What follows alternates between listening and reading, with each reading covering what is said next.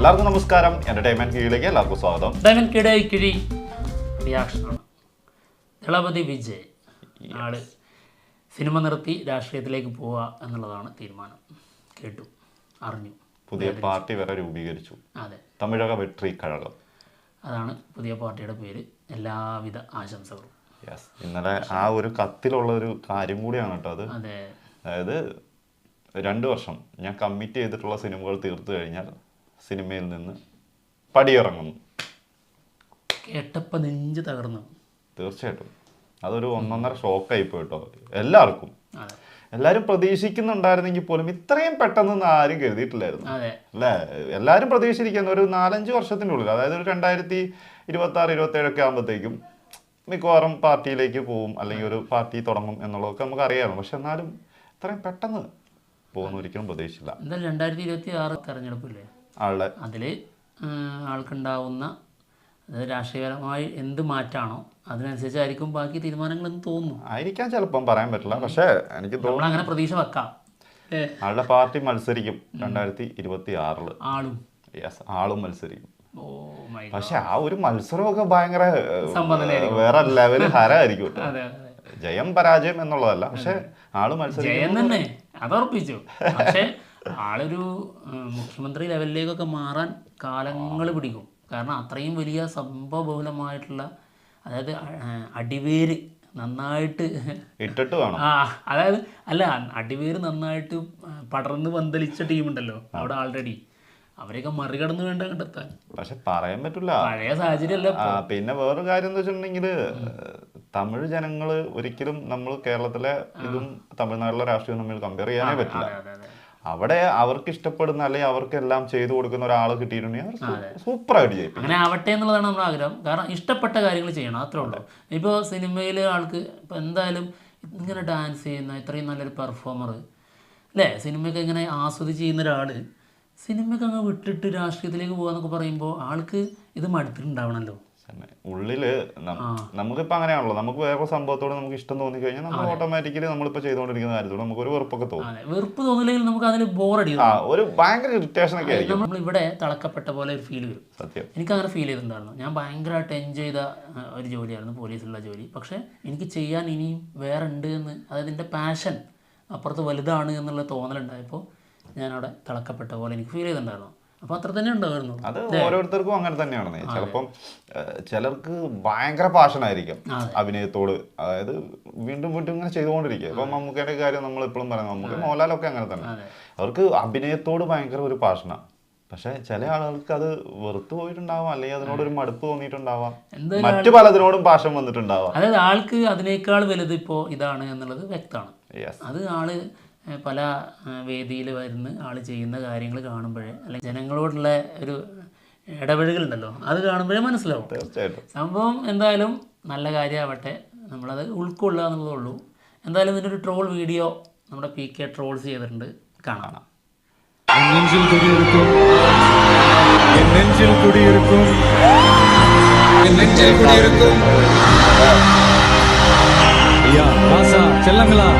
எல்லாருக்கும் வணக்கம்.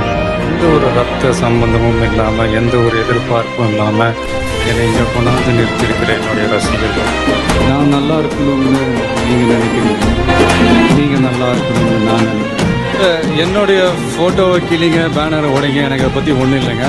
ஆனால் என் ரசிகை மேலே மட்டும் கை வைக்காது.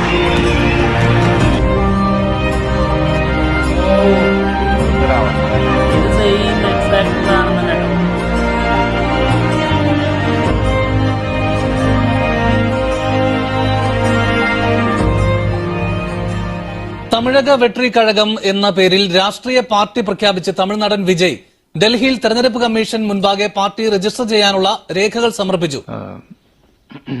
நானும் எலெக்ஷன்ல நிக்கிறதா முடிவு பண்ணிட்டேன். நீங்களுமா?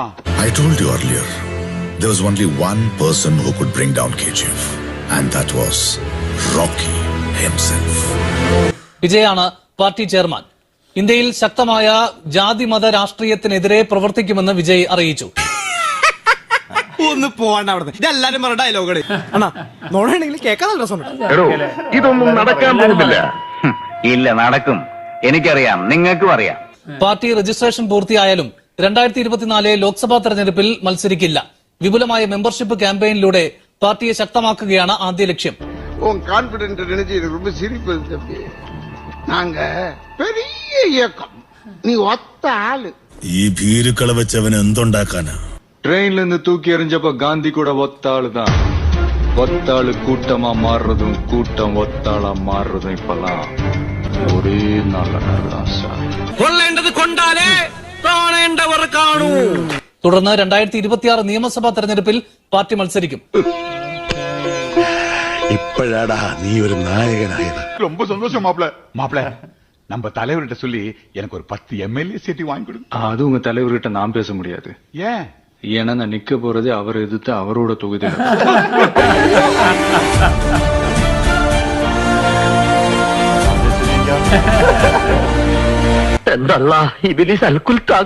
പ്രസ്താവനയിലൂടെ ആണ് എന്തായാലും വിജയ് ഇപ്പോൾ പാർട്ടി പ്രഖ്യാപിച്ചിരിക്കുന്നത്. അത് വളരെ വേഗത്തിൽ തന്നെ അതിന്റെ മറ്റ് നടപടികൾ കൂടി ആരംഭിക്കുമെന്നുള്ളതാണ് നമുക്ക് മനസ്സിലാക്കാൻ സാധിക്കുന്നത്. അതായത് മെമ്പർഷിപ്പ് ക്യാമ്പയിൻ ഉൾപ്പെടെയുള്ള കാര്യങ്ങൾ. கெட் ரெடி ஃபாக்ஸ், உங்க ஊர் தலைவனை தேடி புடிங்க.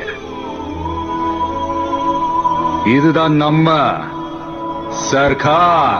താൻ നിലവിൽ ഏറ്റെടുത്തിരിക്കുന്ന ചിത്രങ്ങൾ പൂർത്തിയാക്കിയ ശേഷം പൂർണ്ണമായും രാഷ്ട്രീയത്തിലേക്ക് ഇറങ്ങുമെന്നും വിജയ് വാർത്താക്കുറിപ്പിൽ അറിയിച്ചു. അത് ഓർക്കുമ്പോഴാണ് നമുക്ക് സങ്കടം. தப்பு ஓடுற போல சங்கு இருந்துണ്ടുണ്ടുണ്ടും പിടയ്ക്കുക കരച്ചില് വരിക. നീ ആശാൻ പറഞ്ഞത് മറന്നോ? കരച്ചിൽ വന്നാലും ആരെയും കാണിക്കരുത്. எனக்கு என்னுடைய கனவெல்லாம் சினிமா நடிப்பு தான். அதை நோக்கி தான் என்னுடைய பயணம் போயிட்டு இருந்தது. ஒருவேளை சரி அது விடுங்க, அது இப்போ எதுக்கு.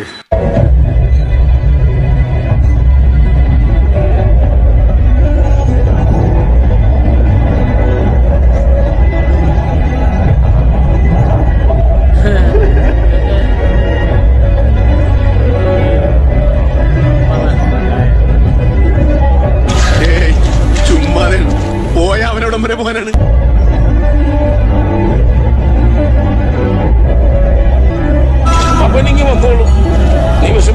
എനിക്കെന്ത് വിഷമം? എനിക്കൊരു വിഷമമില്ല. എനിക്കൊരു വിഷമമില്ല. ആളുടെ സെന്റിയും കൂടെ വന്നിട്ടുണ്ടെങ്കിൽ പിന്നെ ഉറപ്പായിട്ട് കരഞ്ഞു. ഇപ്പൊ ഭയങ്കര എന്താ പറയാ, ആ ലാസ്റ്റ് കാണിച്ച കുറച്ച് സീനുകളുണ്ടല്ലോ, ആ ഒരു ബഹളവും ആ ഒരു ഓളവും അത് ഭയങ്കര മിസ്സാവൂല തന്നെ ആയിരിക്കും സത്യമായിട്ടും. ഇപ്പൊ നമ്മള് ഈ ലിയോ റിലീസ് ചെയ്യുന്നതിന് മുന്നേ നമ്മൾ കണ്ട നമ്മുടെ കേരളത്തിലെ അവസ്ഥ ഓർമ്മയുണ്ടോ? ഫുള്ളും മറ്റേ ബൈക്കിലും അങ്ങനത്തെ ഒരു ഓളം ഉണ്ടാക്കിയിട്ട്. അതായത് മലയാളത്തിൽ ഇഷ്ടംപോലെ നടന്മാരുണ്ട് കാലങ്ങളായിട്ട് നിൽക്കുന്നത്, അവരുടെ ഇല്ല. എന്തിന് 12 കോടിയാണ് കേരളത്തിൽ നിന്ന് മാത്രം അതിന് കളക്ഷൻ നേടിയത് ലിയോയ്ക്ക്. അതിന് കൂടുതലൊക്കെ എന്താണ് ആ ഒരു വിജയ് എന്ന് പറഞ്ഞ ഒരാളുടെ എന്താ പറയാ, സ്നേഹിക്കുന്നവരായിരിക്കാം, വെറുക്കുന്നവരായിരിക്കാം, എല്ലാരും അങ്ങനെയൊക്കെ തന്നെയാണ്. എല്ലാവർക്കും നന്നായിട്ട് ഒരു വിഷമം വന്നൊരു സംഭവമാണ് ഇന്നലത്തെ ദിവസം. അത് വിജയനെ സ്നേഹിക്കുന്നവരാണെങ്കിലും വിജയനെ വെറുക്കുന്ന ആൾക്കാരാണെങ്കിലും അതൊരു ഒരു നഷ്ടം തന്നെയാണ്. സംഭവം വമ്പ നഷ്ടം. ശരിക്കും അങ്ങനെയൊക്കെ സംഭവിക്കുമോ? ചെറിയൊരു സാധ്യത ഇട്ടേക്കാം. പോയാൽ അവൻ എവിടം വരെ പോവാനാ? പൊട്ടിയാ മതി, തോറ്റാ മതിയായിരുന്നു. തിരിച്ചു വരുമല്ലോ. വലിയ അതായത് പുത്തിരിയൊന്നുമല്ലല്ലോ, പൊട്ടിയിട്ടുണ്ടല്ലോ. എന്നല്ല, അതിലൊന്നും വലിയ കഥയില്ല. തളർന്നു പോകുന്ന ഒരാളല്ല. അപ്പോൾ പൊട്ടിയാ മതി, എന്നാ തിരിച്ചു വന്നോളൂ. അവിടെ നമുക്ക് എന്ത് രാഷ്ട്രീയക്കാരനായിട്ട് എന്തിനു വേണം? അല്ല, ഞങ്ങളിവിടെ വെയിറ്റ് ചെയ്യുന്നുണ്ട്, പെട്ടെന്ന് വന്നാൽ മതിയായിരുന്നു അല്ലേ? എന്തായാലും ഞങ്ങൾ പോവാൻ കേട്ടോ. ഭയങ്കര ഒരു ഇതായിപ്പോയിട്ടോ, അത് ഷോക്കായിപ്പോയി അത് കേട്ടോ. മത്സരിച്ച സിമ്പിളായിട്ട് ഇരിക്കൂലേ? പിന്നെന്താ, പാട്ടും പാടിയിരിക്കും. എന്താണെങ്കിലും എന്താ, അത് ആളുടെ ഇഷ്ടമാണ്, ആളെന്ത് ചെയ്യണം എന്നുള്ളത്. നമുക്ക് ആളെ സ്നേഹിക്കാൻ പറ്റുക അല്ലെങ്കിൽ അങ്ങനെ മാത്രം നമുക്ക് പറ്റുള്ളൂ. നമുക്ക് തീരുമാനം എടുക്കാൻ പറ്റൂലല്ലോ. ആളാണ് ആളുടെ തീരുമാനം എടുക്കുന്നത്. പൊട്ടട്ടെ പൊട്ടട്ടെ പൊട്ടട്ടെ. എനിക്കെന്ത് വിഷമം? എനിക്കൊരു വിഷമമില്ല മോനെ. എന്താണെങ്കിലും ഞങ്ങൾ പോവാട്ടോ, എനിക്ക് നല്ല വിഷമമുണ്ട്. വിജയിച്ചു കഴിഞ്ഞാൽ ഇയാളോ നിർത്തത്, ഞാൻ വിഷമമുണ്ടെന്ന് പറയാം. വിജയിച്ചു കഴിഞ്ഞാലേ നടനായിട്ട് തന്നെ ഉണ്ടാവില്ലേ? അങ്ങനെ വരികയാണെങ്കിൽ അങ്ങനെ തീരുമാനം ഇനി പെട്ടെന്ന് വന്നാലോ? എനിക്ക് അതില്ലാതെ പറ്റില്ല, എനിക്ക് അതും വേണം തീരുമാനിച്ചാലോ? നടക്കൂല. എന്തായാലും ആളെ ഒരിക്കലും രാഷ്ട്രീയത്തിലേക്ക് വരില്ല, അല്ലെങ്കിൽ ഇത് മാത്രമാണ് എൻ്റെ ലൈഫ് എന്ന് ചിന്തിച്ച് നടന്ന ഒരാളായിരുന്നു ആൾ തന്നെ പറഞ്ഞു കേട്ടില്ലേ? അതിപ്പോൾ ഇങ്ങോട്ട് മാറിയില്ലേ? അതുപോലെ അതും തിരിച്ചു മാറി വന്നേരാ. മാറൂലേ? അതായത് ആള് ഒരു 18-ാമത്തെ വയസ്സ് മുതൽ അല്ലെങ്കിൽ ഒരു 14-ാമത്തെ വയസ്സ് മുതൽ ആളുടെ മനസ്സിലുണ്ടായിരുന്ന സംഭവമാണ് സിനിമ എന്നുള്ളത്. ഇപ്പം 48 വയസ്സ്, എത്ര 49 വയസ്സ്, 49 വയസ്സ് ഇത്രയും കാലം അഭിനയിച്ചു. അതിനുശേഷമാണ് ആളിപ്പോ ഇതിൽ നിന്ന് മാറുന്നത്. ഇപ്പൊ രാഷ്ട്രീയം എന്ന് പറയുന്നത് ഇപ്പൊ ആൾക്ക് വന്നേക്കുന്ന ഇഷ്ടമാണ്. ഒരു 10-40 അല്ലെങ്കിൽ ഒരു 10-30 വർഷം കഴിഞ്ഞിട്ട് തിരിച്ച് സിനിമയിൽ വന്നിട്ട് കാര്യമുണ്ടോ? 2 വർഷം കൊണ്ട് അത്രേ ഉള്ളൂ. കമലഹാസൻ എത്ര പെട്ടെന്നല്ലാതായത് രാഷ്ട്രീയത്തിൽ ഇറങ്ങിയിട്ട്? ആളുടെ പാർട്ടിയുടെ ആളിവിടെ രാഷ്ട്രീയത്തില് നോക്കാം നമുക്ക് എന്താവും എന്നുള്ളത്. ഓക്കെ, നോക്കാം. എന്തായാലും പോട്ടെ.